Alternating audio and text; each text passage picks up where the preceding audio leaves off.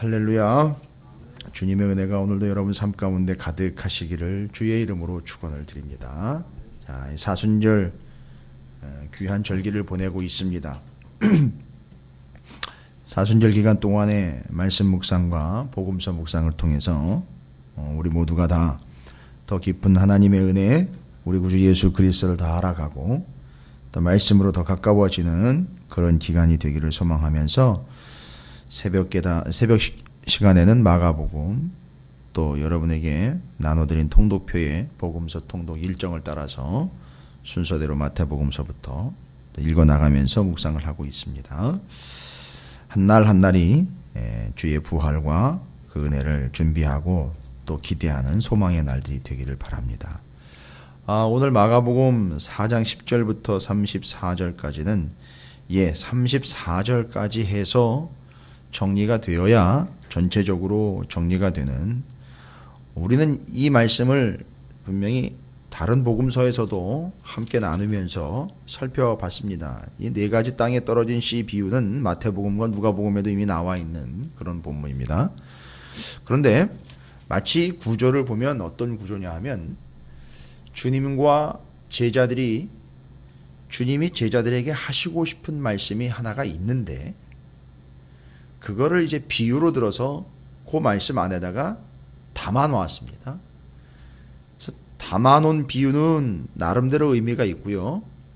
비유를 통해서 주님이 말씀하시려고 하는 건 비유를 설명하는 것으로만, 그러니까 소위 말하면 수업 시간에 선생님이 학생들에게 공식을 설명해 주는 걸로 끝내려고 하는 것이 아니라, 주님이 제자들에게 알려주려고 하는 것은 마치 선생님이 공식을 가르쳐 주는 걸로 끝나는 것이 아닌, 그 공식을 통해서 인생이라는 이런 것이다 라는 걸 가르쳐 주려고 하는 이중적인 의미를 가지고 있습니다. 이중이라는 말이 따로따로가 아니라 그걸 통해서 본질적인 것을 정확하게 알려주려고 하는 것.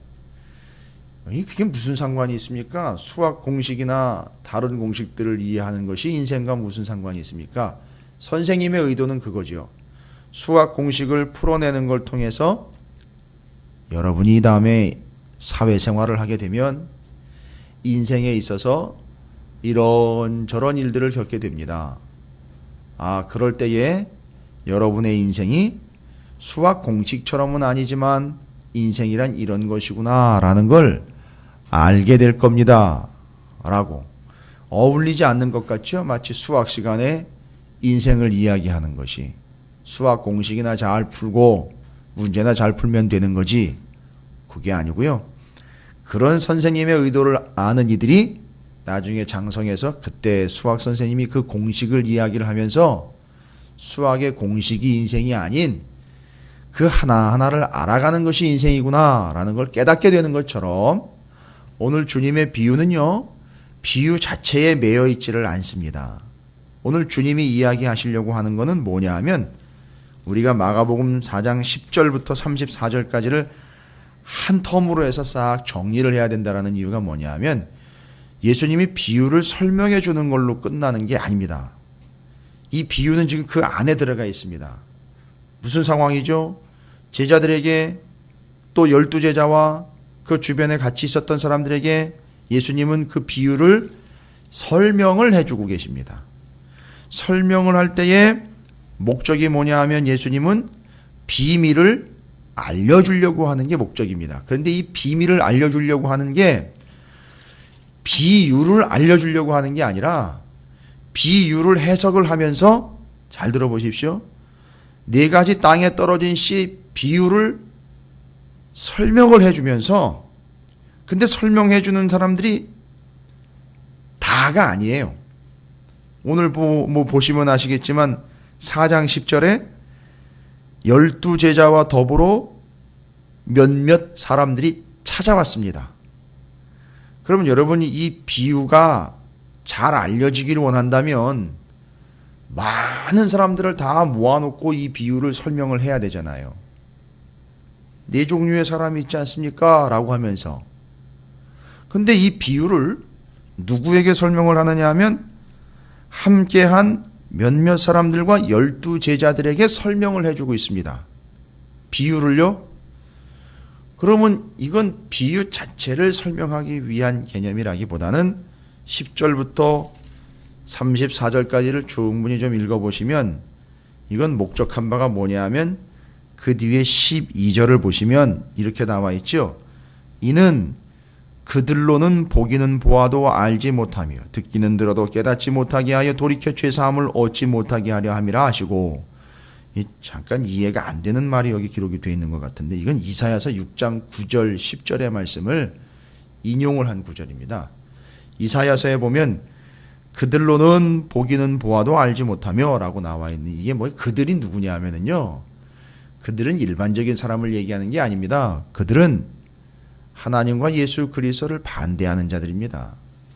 그러니까 지금 여기 예수님을 따라다니면서 왜 예수님을 공격하고 예수님이 가르치시는 바의 하나님의 복음을 거부하는 자들 있잖아요. 계속 지금 따라다니지 않습니까? 서기관, 바리새인들, 사두개인들 이런 사람들 복음을 거부하는 사람들입니다.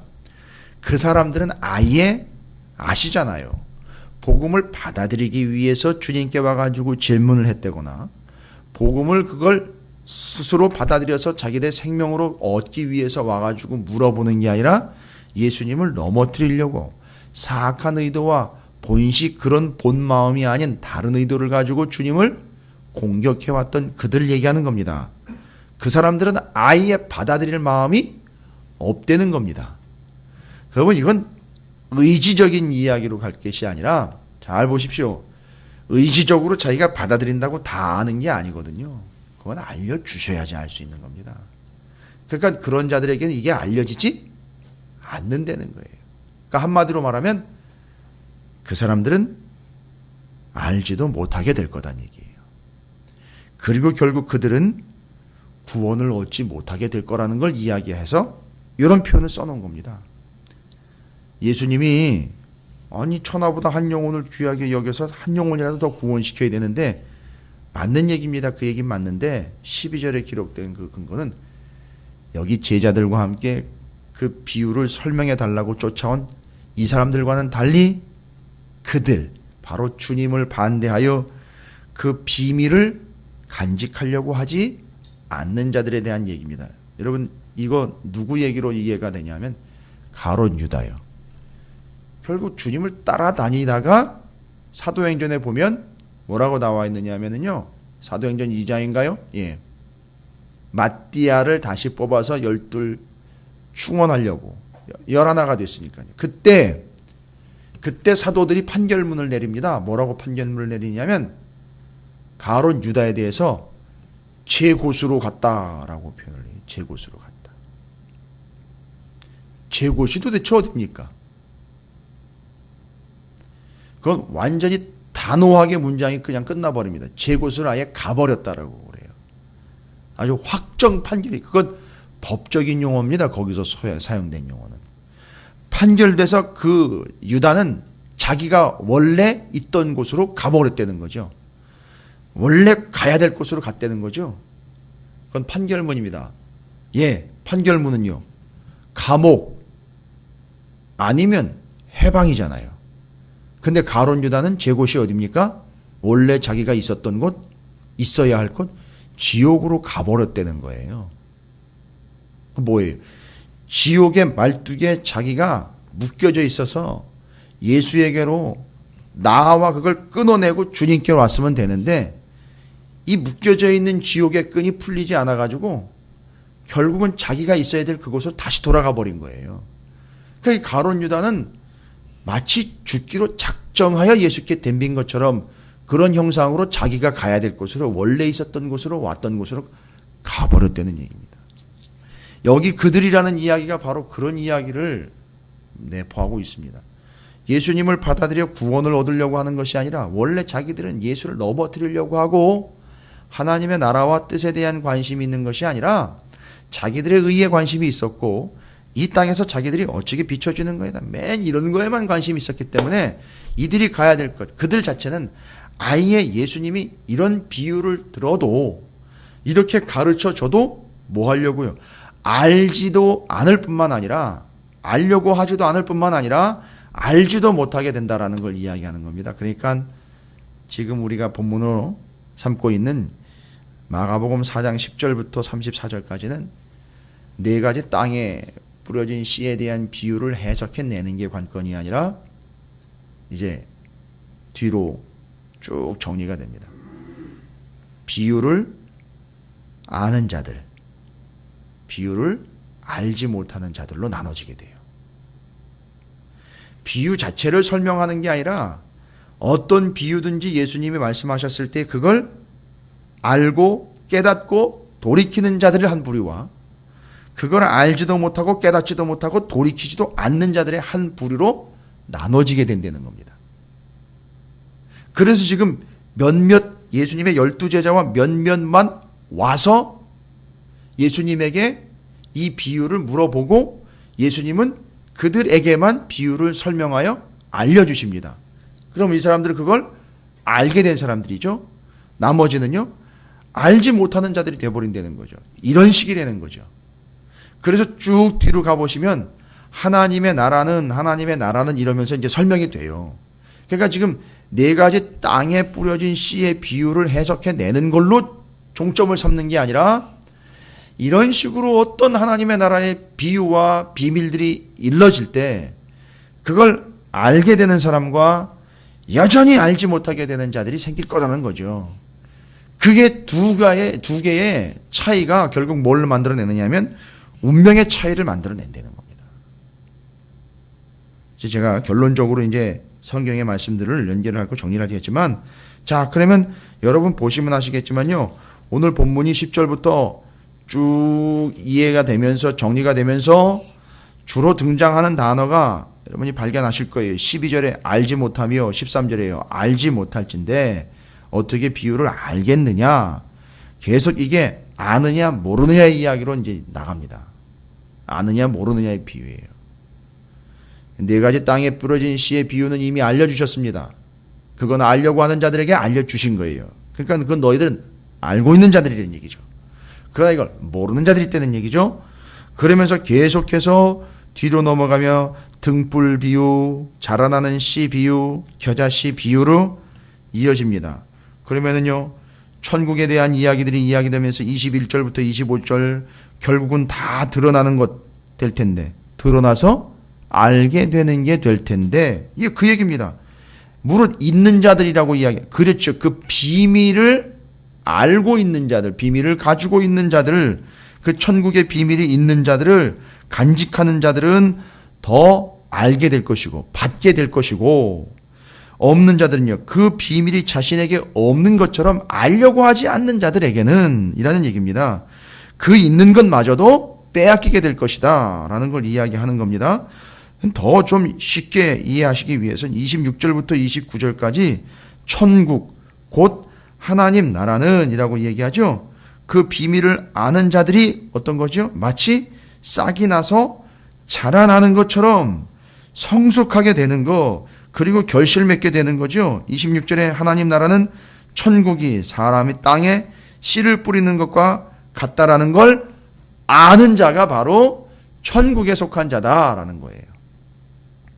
그러면 이제 다 설명이 됐습니다.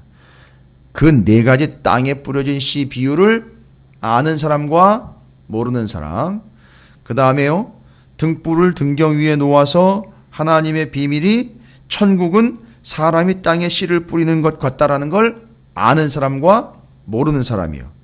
그 다음에 자라나는 씨 비유 있죠. 자라나는 씨 비유에 대해서 천국은 마치 하나님 나라는 겨자씨 한 알과 같다라는 것과 연결되어서 하나님의 나라는 자라나는 씨와 같다라는 것, 그리고 겨자씨 한 알과 같다라는 것을 아는 자와 모르는 자로 나눠지게 된다는 거죠.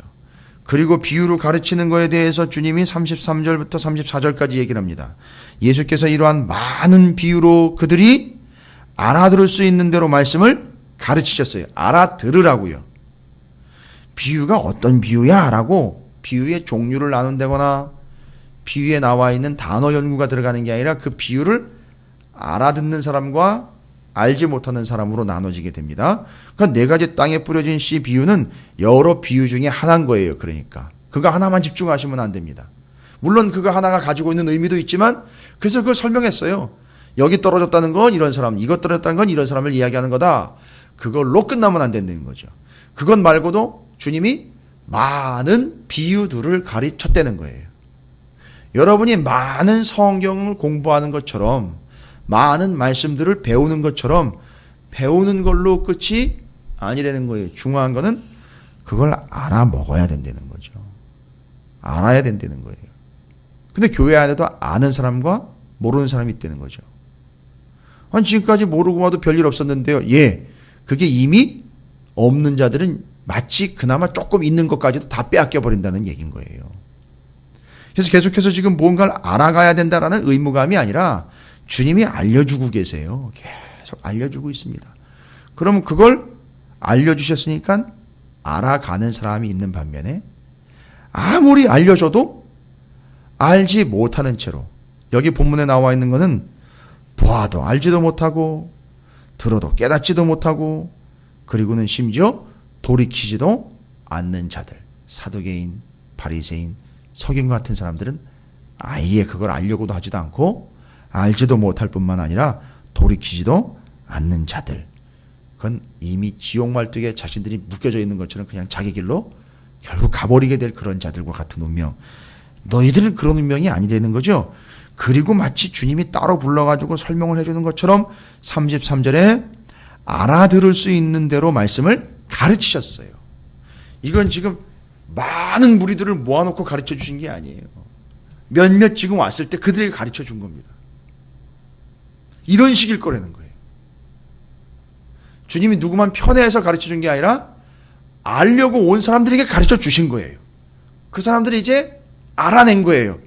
아, 이런 비유는 바로 천국이 이렇다라는 걸 알려주신 것이구나. 이게 깨달아 가는 겁니다.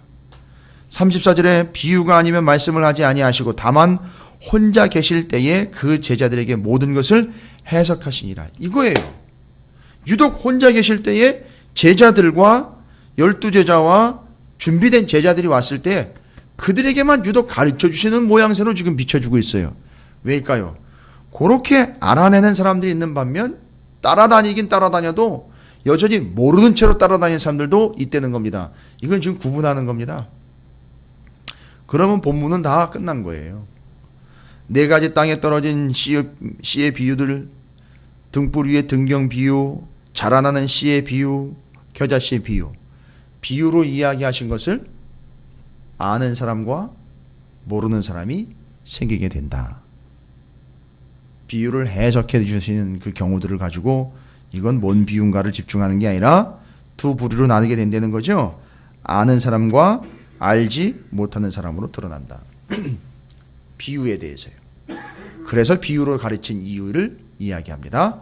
그걸 알아듣고 깨닫고 돌이키는 자가 되기를 원하는데 그걸 알아듣지도 못하고 깨닫지도 못하고 돌이키지도 않는 자들과 돌이킨 자들과 알고 깨닫는 자들로 나누게 됩니다. 성경은 이걸 뭐라고 이야기하느냐? 자, 이제 이 비유를 이야기할 때 알아들은 자들과 알지 못하는 자들이 이제는 정확하게 나누면 요한복음 17장 3절 이렇게 되는 거죠. 영생은 곧 유일하신 참 하나님과 그가 보내신 자 예수 그리스도를 아는 것이니이다 라고 나와 있습니다. 여기까지 연결이 돼야 돼요. 그러니까 그냥 비유를 아는 게 아니라 하나님을 아는 것이요 주님을 아는 것인데 이게 뭐와 연결이 되어 있느냐 하면 영생과 연결이 되어 있습니다. 그러니까 그냥 아느냐 모르느냐로 일반적인 지식이 하나가 늘어났느냐 아니냐가 아닙니다. 오늘 새벽 기도 와가지고 마가복음 4장 10절부터 34절까지의 말씀을 그냥 알았느냐 아니면 모르고 있느냐의 차이가 아니라 이걸 아는 게 곧 뭐냐 이게 영생이라는 겁니다.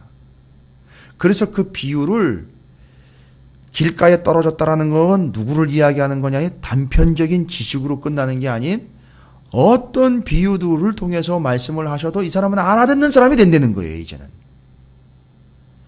그 알아듣는 사람은 뭘 소유하게 되는 거냐면 지식을 소유하는 게 아니라 영생을 소유하게 된다는 거예요. 그래서 주님은 이미 그걸 영생을 소유하기를 원하고 그걸 바라고 이미 영생을 소유했다라는 얘기는 예수 그리스도를 받아들였다는 얘기예요. 그래서 이 비유를 알고 받아들였다는 얘기는 예수를 받아들였다는 얘기입니다. 그럼 한 군데 더 말씀드릴게요. 요한복음 5장 39절이에요. 요한복음 17장 3절에 영생은 곧 유일하신 참 하나님과 그가 보내신 자 예수 그리스도를 아는 게 영생이라고 그랬습니다. 내용이 뭡니까? 그 아는 내용이에요. 요한복음 5장 39절, 이 비유 말씀의 내용은 예수입니다. 그러면요, 보세요. 요한복음 5장 39절에 너희가 성경에서 영생을 얻는 줄 생각하고, 오케이, 성경에서 영생을 얻는 줄 생각, 맞다, 맞는 거예요. 그런데 왜 그러냐 이거예요. 왜 성경 공부를 하고 말씀을 알고 이 말씀의 진리를 알게 되면 너희는 영생을 얻게 되는 거냐? 내용이 있기 때문이라는 거예요. 그 내용이 뭐냐? 성경을 연구하거니와, 그래서 성경이 좋다 이거예요. 연구하라는 거죠. 그런데 그게 성경을 연구해서 영생을 얻는 게 이유는 뭔지 아냐? 이 성경이 곧 내게 대하여 증언하는 것이기 때문이다 라는 거예요. 여러분, 요한복음 5장 39절 분명히 얘기했어요. 그래서 요한복음 17장 3절과 요한복음 5장 39절 연결을 해서 예수님이 알려주신 비유들을 알아낸다는 건 천국을 알아내는 것이요, 예수를 알아내는 것이고 예수를 믿게 되는 게 되는 거예요. 그래서 그걸 알고 깨닫고 돌이키는 자와 그걸 들었으면서도 알지도 못하고 깨닫지도 못하고 돌이키지도 않는 자들로 나누어지게 된다는 겁니다. 그래서 네 가지 땅에 떨어진 씨 비유로 끝나는 게 아니라 그 비유, 등경 비유, 자라는 씨 비유, 겨자씨 비유를 통해서 주님이 가르쳐 주시고 아는 자들과 알려고 하지 않는 자들로 구분을 해버리는 결과가 되어버렸어요. 여러분께서는 알려고 하는 자가 돼야 돼요. 일단은. 그러면 어떤 일이 나타나는지 아시죠?